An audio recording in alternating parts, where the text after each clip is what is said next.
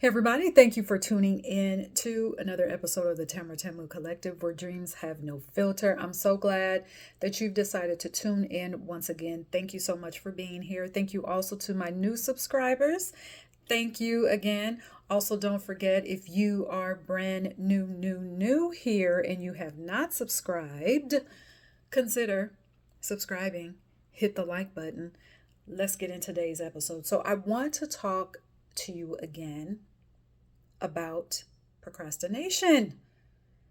This keeps coming up. Okay? It keeps coming up. And so I want to address it from another angle. All right? So let me just take a sip of the coffee. I got coffee, water. All right. What are you drinking today? Anyway, I guess that's your business, right? Depending on what time it is, okay? Anyway, so what is procrastination? What does it mean? Now, if you've been here for a while, you know how important words are. You know that I like to get down to the root, to the definition. So, what does procrastination mean? It simply means the act of delaying or postponing something. Postponing something. So, on the surface, there's really nothing to that definition. It's not exciting. It doesn't seem harmful. On the surface, it seems very neutral. The act of delaying or postponing. The definition doesn't say why the delay is happening. The definition doesn't say why something is being postponed. It's just simply saying procrastination is the act of delaying or postponing something. So when you look at that, the definition of procrastination seems pretty neutral. We can't even put, if you just take that definition, we can't really put a label of positive or negative on procrastination based on the definition. So, since that's the case, why does procrastination cause or bring such a challenge? Or I should say like this, why do people allow procrastination to become such a challenge? And why does procrastination become such a drag when it comes to us living our lives in an elevated way, in a more elevated way? So let's break this down. You're going to see me look down because I do have notes, okay? So, since procrastination is neutral, then what's the issue? What's the problem? The problem comes in when we start to make the act of postponing and delaying, when that becomes an identity. When that becomes part of how we are being, we start to delay and postpone everything. Everything. Now, because the subtitle of this show is Where Dreams Have No Filter, part of this goes back to our dreams and our visions and how we want to live our lives. So I'm going to relate this conversation to that. Okay?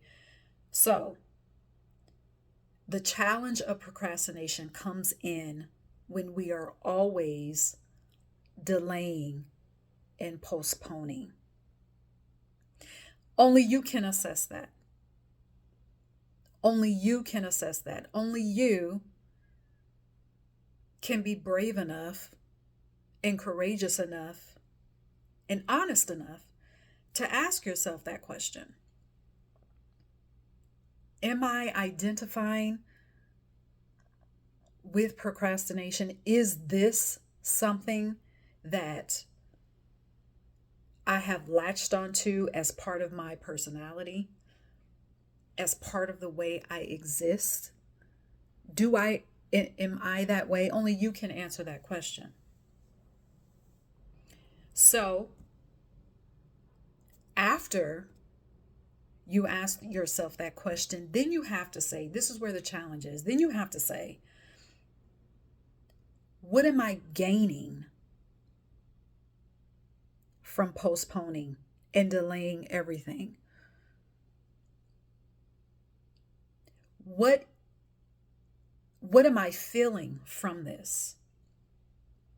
What am I gaining from living in this type of existence where I have a plan or I get ready to take inspired action on something and then I go to delay it or postpone it? That's where you have to ask those questions. Now, here's the thing. How we handle one part of our life is how we handle everything. And I'm going to use this very silly example. We see it come up in memes because it's funny. On the surface, it's funny. But at the same time, I mean, I don't want to take the laughter and the humor from it, but I have to bring this up. So when we wash our clothes, when we're doing laundry, the wash cycle is done.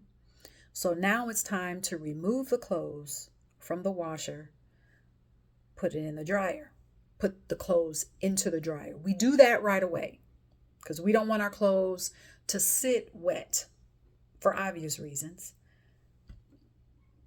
Once those clothes are dried, something happens. We either leave those dry clothes in that dryer, or we take them out of the dryer and place them, the clean dried clothes, somewhere. They don't get folded. They don't get hung in the closet. They're just there to be saved, to be delayed, to be postponed for the hanging and the folding and the putting away of the dry, clean clothes another day. Well, that's an example of procrastination. Now, we may not have stopped and said, well, how is the way that I'm handling my clean clothes? How am I identifying with procrastination by doing this? But we have to start, if we want to live in an elevated way, we have to start looking at small examples like that, because those small examples will tell us how we are being and what we are identifying with and what label we're identifying with. So I'll just say this, and I'm kind of getting ahead of myself, but I will say this. If you have identified with being a procrastinator, if you've said that about yourself and you want to get beyond that label because you know it is now limiting you, then perhaps taking incremental action starts with you doing your laundry on Monday.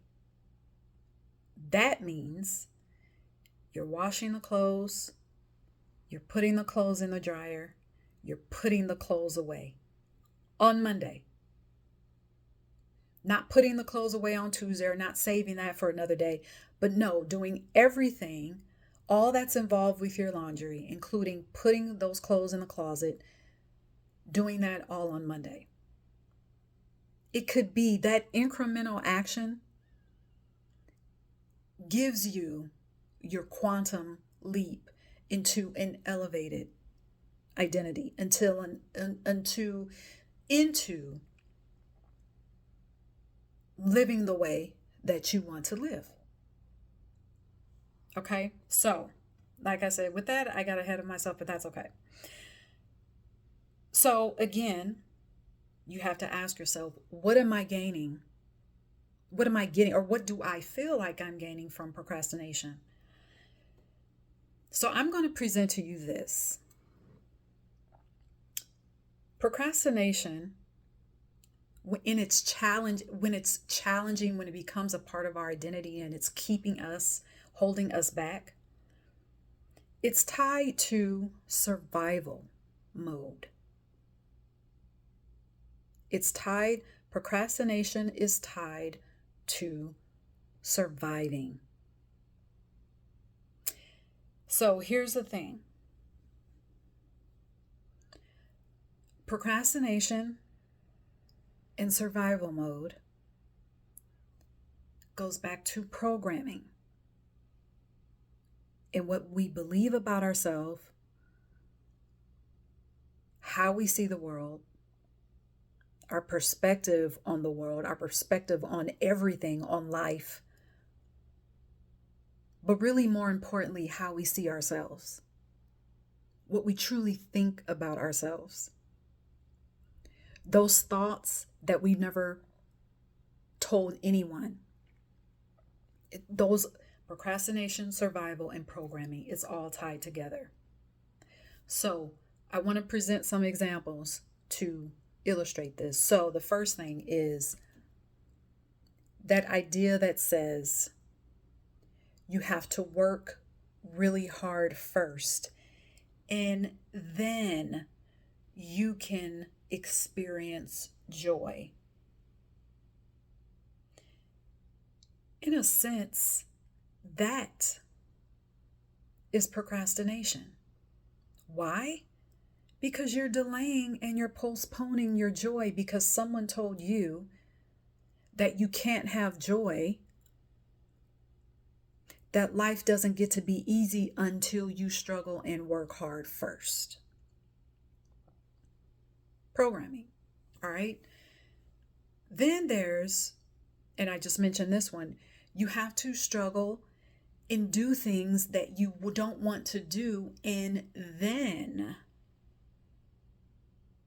you can be who you want to be, do what you want to do, and have what you want to have. But you got to go through this struggle first. So here again, you're delaying and postponing.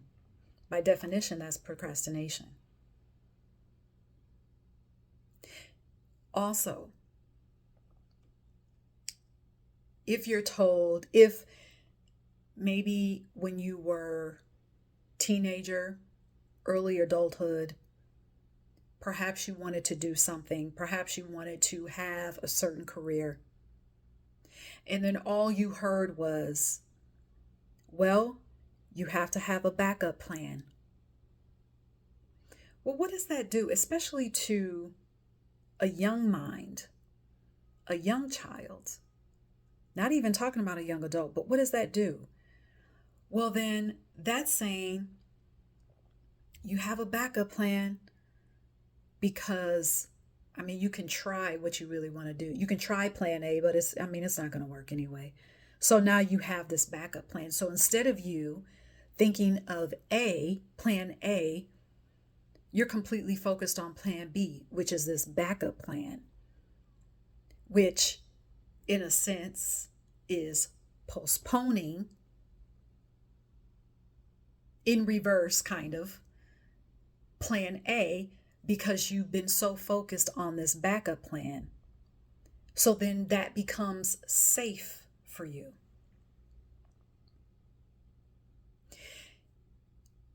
So what does that do? Those examples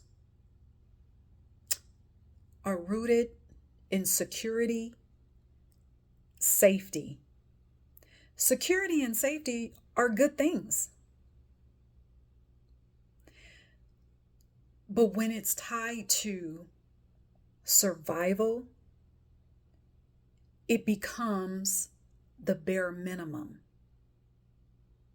And we latch onto the bare minimum.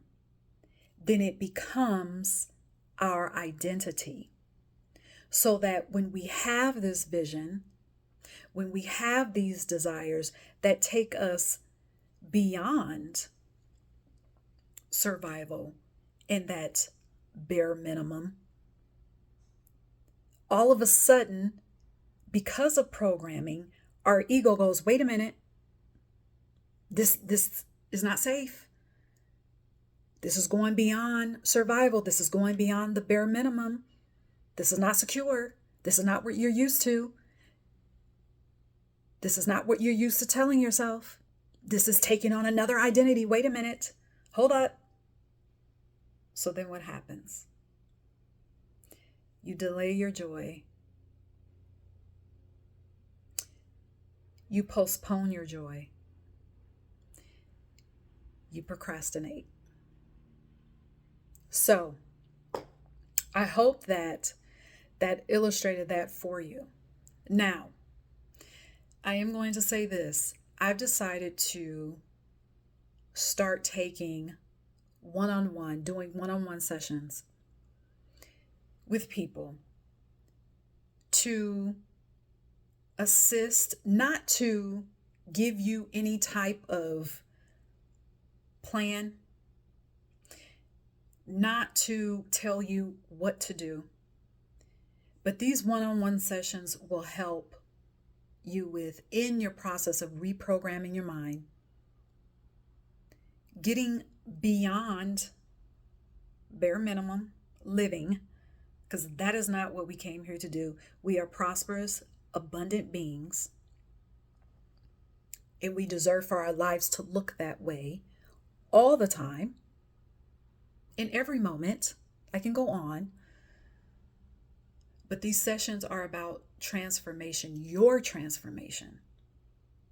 So they are 75-minute sessions to give you time to express what you desire. And let me tell you something. These sessions are for people who know what they want. Okay? So I can't tell anyone what they want. So this is for you if you know what you want. This is for you if you can feel that your life is shifting, but there's something there. There's a block or something. So these sessions will uncover that. These sessions are not about you adding more tasks to your task list. These sessions will be focused on how you're being, how you're existing, and what you are identifying with, and tapping into, connecting once again to your divinity, period. So if you'd like to meet with me for a one-on-one session, I will put, the link is going to be in the description box. So that's what I wanted to present to you in this video. If you have any questions for me, leave them in the comments. You can also send me an email, info@tamuinc.com. And thank you for tuning in to another episode of the TamaraTamu collection, where dreams have no filter. Enjoy your drink. I'm going to enjoy the rest of my coffee.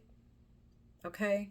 Yes, I'm showing you my label on purpose, intentionally. Yeah, okay. All right, so cheers. Bye.